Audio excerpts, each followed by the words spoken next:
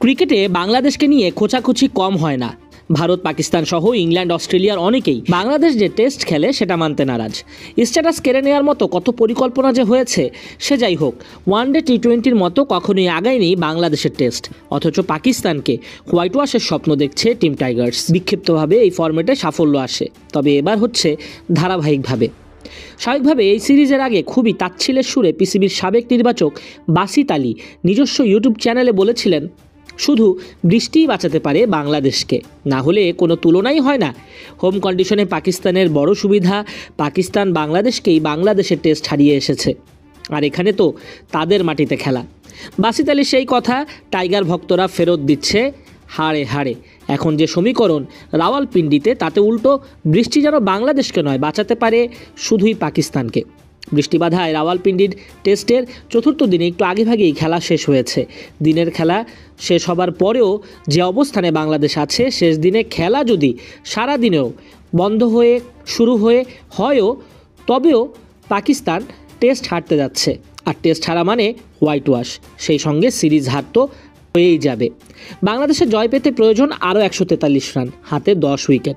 দুই ওপেনার জাকির হাসান অপরাজিত 31 ও সাদমান ইসলাম উইকেটে আছেন 9 রান করে। বৃষ্টির আভাস পেয়ে জাকির মারমুখী হয়ে খেলছিলেন। খেলা থেমে যাবার আগে জেতার কাজ এগিয়ে রাখা যায়, সেটাই যেন করছিলেন জাকির। তো মহাচিন্তা শেষ দিনের খেলা ঠিকঠাক হবে কিনা সেটা নিয়ে। রাওয়ালপিন্ডিতে প্রচুর বৃষ্টি হচ্ছে। ওয়েদার ফোরকাস্ট বলছে বৃষ্টির পূর্বাভাস আছে মঙ্গলবার সারাদিন বজ্রপাত সহ বৃষ্টি হতে পারে সেখানে, এবং গুড়ি গুড়ি বৃষ্টি। অধিকাংশ সময়ে মেঘাচ্ছন্ন থাকবে পরিবেশ এবং শীতল পরিবেশ থাকবে। তাহলে ক্রিকেট খেলা তো সেখানে সম্ভব নয়। মনে রাখা ভালো, টেস্টের প্রথম দিনটাও কিন্তু বৃষ্টিতে ভেসে গেছে। এমনটা হলে খুশি হওয়ার কথা পাকিস্তানিদের।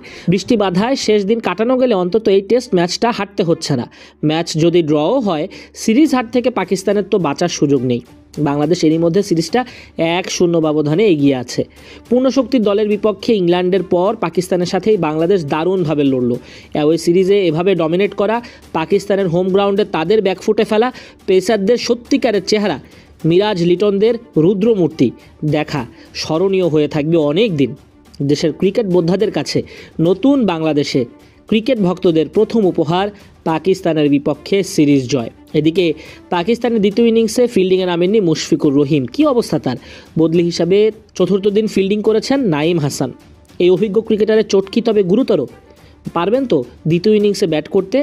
হাসান মাহমুদের লেংথ বল ড্রাইভ করেন মোহাম্মদ রিজওয়ান। মিড অফে ডাইভ দিয়েছিলেন মুশফিকুর রহিম। বলের নাগাল পাননি, উল্টো আঘাত পেয়েছেন ডান কাঁধের চোট পেয়ে কিছুটা সময় মাটিতে শুয়েও থাকেন মুশফিক। দ্রুত ছুটে আসেন ফিজিও সতীর্থরা। এরপরে মুশফিককে নিয়ে আর কিছু জানানো হয়নি, তবে ধারণা করা হচ্ছে প্রয়োজন না পড়লে কিংবা খারাপ অনুভব করলে মুশি ব্যাটিংয়ে নামবেন না।